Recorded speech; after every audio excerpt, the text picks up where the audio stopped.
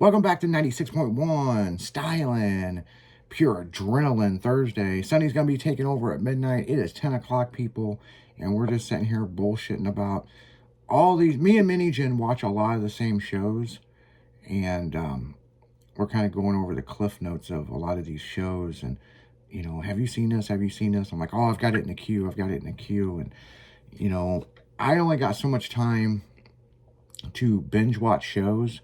But what I do is once I get into binge watching a show, I watch that motherfucker all the way to the end. Yep. And, Yep. Yep. There we go. And my patience level, like a lot of people, man, I gotta wait next week for the next fucking show to come out. Like, that part drives me nuts. Or I'll forget about the show.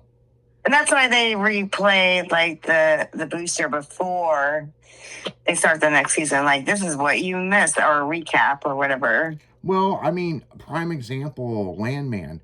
Jimmy on the afternoon show was like, Landman, and I'm like, yeah. And I had seen, like, as I go to sleep, I'll turn on an episode and I'll fall asleep. So I've watched, like, the first 4 episodes of it, but then we were hanging out and the new episode come out. And so I'm like, what the fuck? I mean, this guy's tied to a chair, this and this. Have you seen this? The fucking wife? Have you seen the wife? And I'm like, what the fuck are you talking about? So then I went home and immediately binge watched it all the way up into the new season. And I'm just like, Landman is fucking great. I mean, remember, you can't visit me. You're like, you missed so much. Yeah. Because I'm like, yeah, I kind of fell off the wagon on it. Yeah, it's I can't wait for the new season to come out. I mean, I know, I'm excited. Yeah, because it's her firing him, that just dropped the bomb. You know what I'm saying? But I like the way that they did it. So he got fired, but then there was 2 more episodes left. We didn't have to wait a whole season to see what fucking happens. Or, okay, well, the show's done.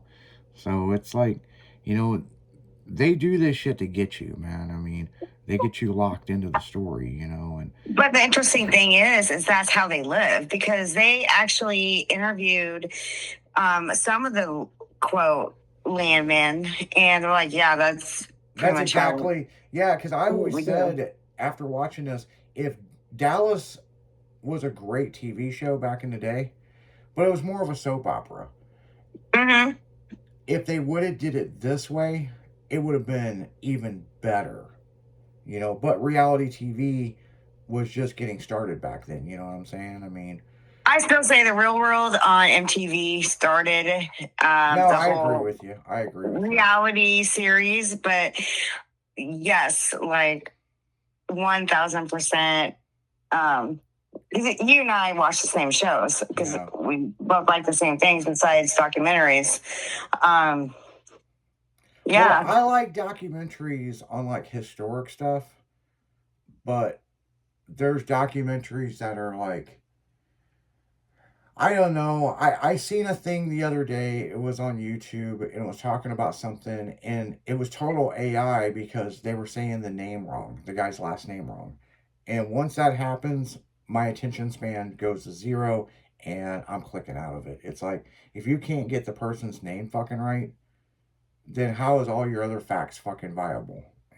Well, you saw that thing I sent you about Boone's Farm and Mad Dog, right? Yeah.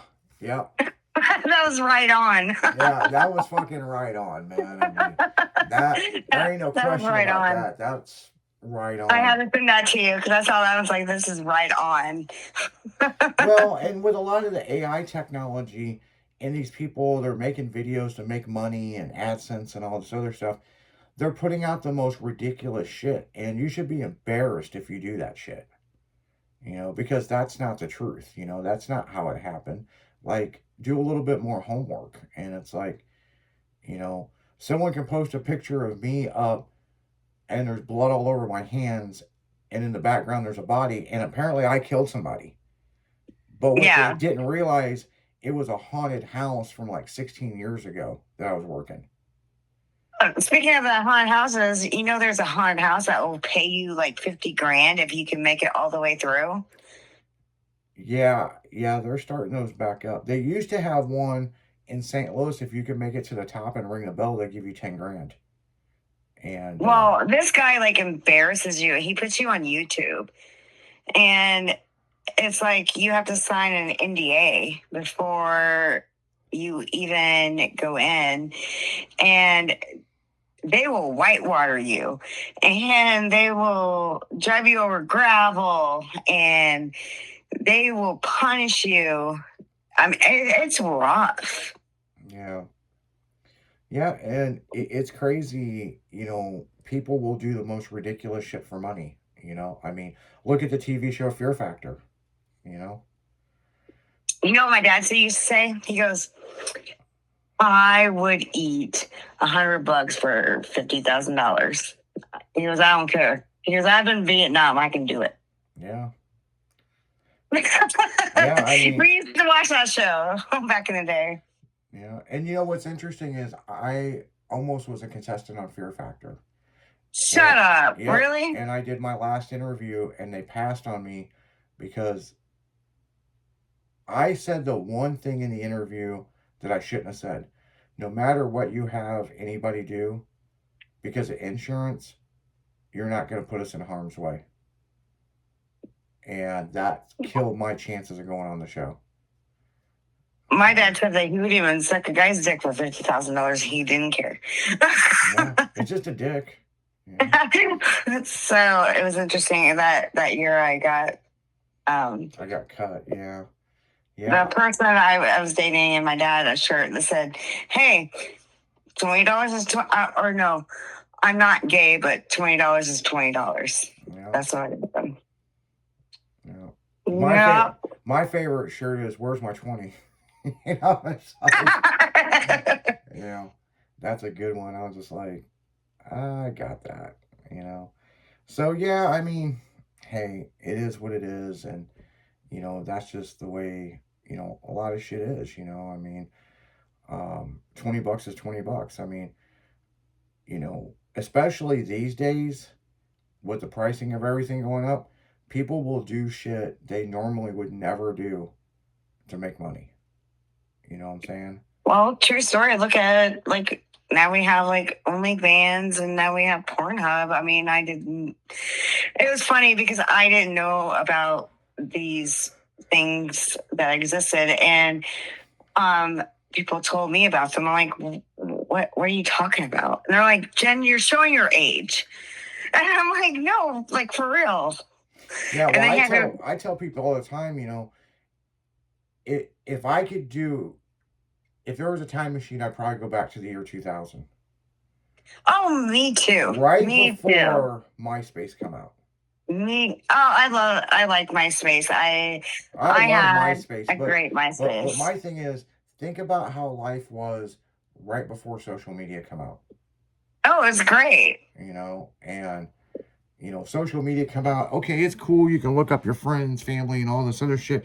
But then the shit, I mean, newspapers are gone. It's all social media. And that's how you get your information. And it's fucking nuts. I mean, and it's worse now than it's ever been, Oh, I agree with you. Yeah. And it's just like, damn, I mean, I look at it like this. I was just having a conversation with a friend of mine a few days ago, and I was like, dude, if I could go back in time, it'd probably be like in the late 90s, early 2000s.